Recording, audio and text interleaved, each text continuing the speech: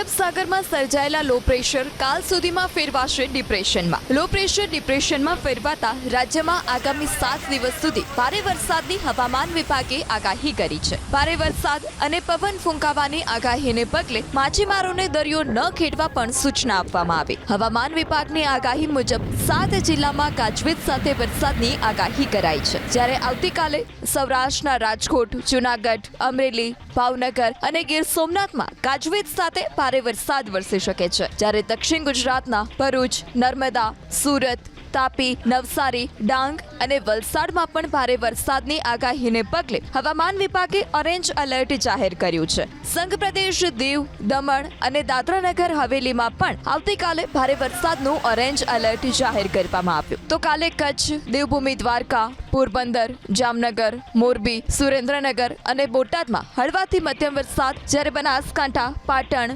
મહેસાણા, સાબરકાંઠા, ગાંધીનગર અને અમદાવાદમાં મધ્યમ વરસાદની આગાહી કરવામાં આવી છે. ખેડા, અરવલ્લી, મહીસાગર, આણંદ, પંચમહાલ, દાહોદ, વડોદરા અને છોટાઉદેપુરમાં પણ વરસાદનું યલો એલર્ટ જાહેર કરવામાં આવ્યું. एक लो प्रेशर एरिया आज सुबह बन गया है ईस्ट सेंट्रल अरेबियन सी और north Konkan of north Konkan and Goa coast, south Konkan and Goa coast. और कल शाम तक उम्मीद है कि वो डिप्रेशन में इंटेंसिफाई होगा और उसकी मूवमेंट जो है वो नॉर्थरली है फ़िलहाल. और उम्मीद है कि उसके आगे भी पॉसिबिलिटी है उसकी थोड़ा इंटेंसिफाई होने की.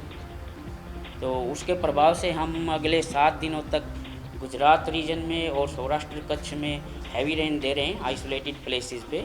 और थंडरस्टॉर्म रखा है हमने 7 दिन के लिए.